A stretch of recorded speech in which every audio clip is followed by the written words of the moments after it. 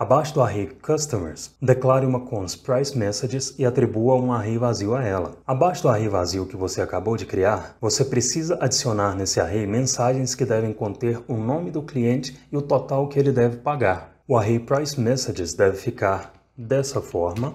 Para formatar com duas casas decimais o preço total que cada cliente deve pagar, você pode usar o método toFixed, recebendo 2 como argumento. Então beleza, abaixo do array Customers, que é este array, eu vou declarar uma const Price Messages, que recebe um array vazio. E agora, eu preciso adicionar nesse array mensagens que devem conter o nome do cliente e o total que ele deve pagar, que são essas mensagens aqui.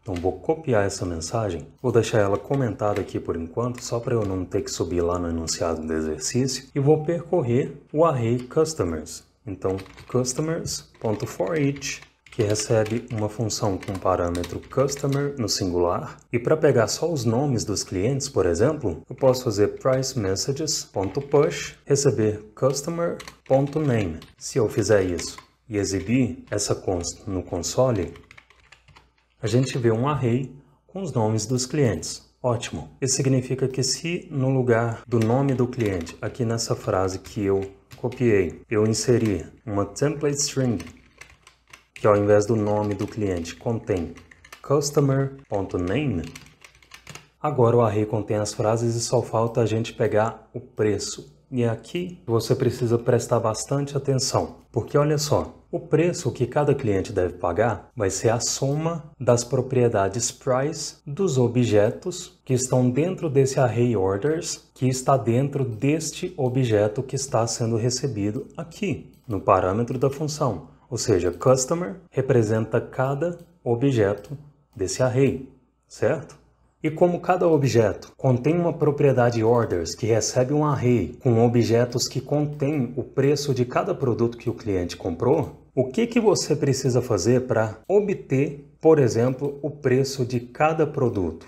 Se os preços estão dentro de objetos que estão dentro de um array, você vai precisar percorrer esse array. E lembra do que eu expliquei lá no começo do vídeo. Aqui dentro da função do forEach, você pode, por exemplo, acessar manualmente customer.orders colchetes i, e aqui você pode declarar o index como parâmetro. Qual é o problema de fazer isso? Olha só, se aqui no forEach essa função está sendo executada para cada item desse array, customers, isso significa que ela só vai ser executada 2 vezes se você fizer isso. Tá? Então eu vou comentar essa linha, vou exibir um console.log só para você visualizar. Então esse primeiro produto é o que o Ricardo comprou, então está faltando esse segundo produto do array orders, e para a Gisele estão faltando 2 produtos que ela comprou. Porque na segunda vez que essa função foi executada, ela vai estar armazenando o index 1, customer.orders, vai acessar o index 1, o item que está no index 1 desse array, que é esse produto aqui do meio, e ele foi exibido. Aí você pode tentar fazer custom.orders e passar algum número manual aqui, porque você sabe quantos itens tem esse array, mas a gente viu lá no começo que essa abordagem não é o ideal. Você não deve percorrer array manualmente. Então aqui o que você precisa fazer? Bom, se customer corresponde a cada objeto deste array, e dentro desse objeto você tem um array que você precisa percorrer, você vai ter que usar, ou uma das soluções é usar forEach aqui dentro, forEach aninhado. Então você pode fazer customer.orders.forEach. E aqui sim, nessa função do forEach, você pode declarar um parâmetro order, que representa cada objeto do array orders, e aqui dentro, se você inserir order.price, você vai ter acesso ao preço. Mas antes de continuar, deixa só eu fazer uma coisa aqui para facilitar a sua visualização. Olha só, se você estiver com dificuldade em visualizar, por exemplo, as ordens de execuções que vão acontecer aqui, isso é um problema simples de você resolver. Você pode, por exemplo, inserir um console.log executou forEach externo, e aqui nessa função do forEach aninhado, você pode inserir executou forEach interno. Feito isso, olha só o que vai acontecer. Eu vou comentar esse console.log aqui, e olha só, na primeira vez que esse forEach foi executado, esse console.log foi executado, e aqui a expressão custom.orders resultou nesse array, com o for each você está percorrendo esse array não, né? Esse primeiro array aqui. Com o for each você está percorrendo este array, e como esse array tem 2 itens, esse console.log executou o for each interno, foi executado. Quando ele terminou de ser executado, esse for each externo vai ser executado novamente, porque na primeira vez ele foi executado para esse primeiro item, e agora a função vai ser executada a segunda vez para esse segundo item. Então console.log executou o for each externo, foi exibido novamente, e como o array que essa expressão está resultando contém 3 itens, essa função desse for each interno foi executada 3 vezes, uma vez para cada item. E é por isso que tem um 3 aqui do lado, porque essa função foi executada 3 vezes, essa mensagem foi exibida 3 vezes no console. Tá bom?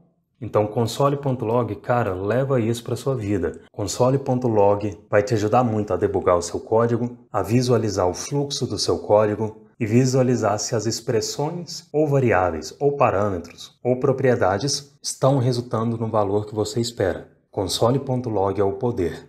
Então beleza, olha só, eu sei que na primeira execução desse for each, através de customer.name, eu acesso o nome do cliente, inclusive eu vou copiar essa string que eu já tinha escrito, vou apagar ela e vou atribuir ela a uma const message, e agora esquece esse for each aninhado por enquanto, só foca aqui comigo.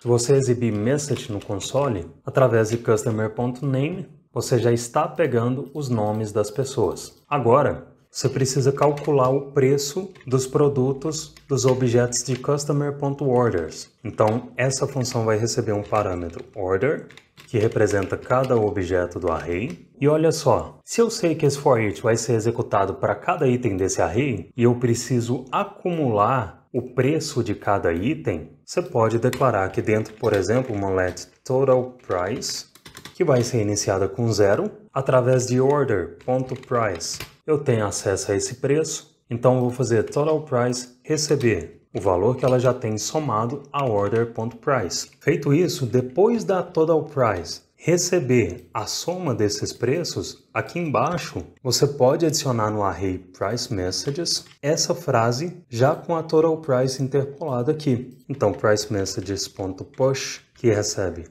essa mensagem. Vou remover essa const. E lembra, é muito importante você lembrar isso aqui, eu falei lá no início do vídeo.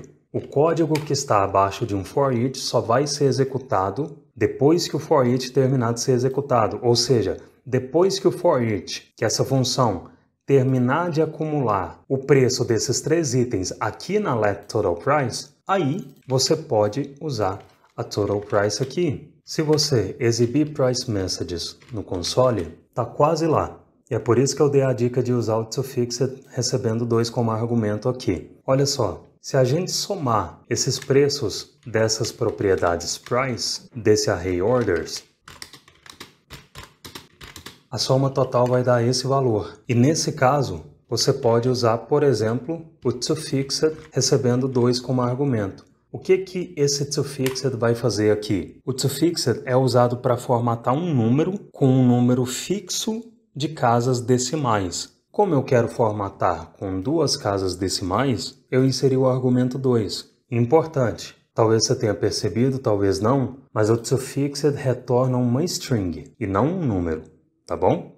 Importante você saber disso porque quando você usar o toFixed nas suas aplicações, você não pode esperar que ele retorne um número. Mas claro, se você quiser converter essa string para número, você pode usar, por exemplo, o construtor number. Beleza? Mas vamos voltar para o for each aqui, que toFixed não é o foco. toFixed é só um detalhe.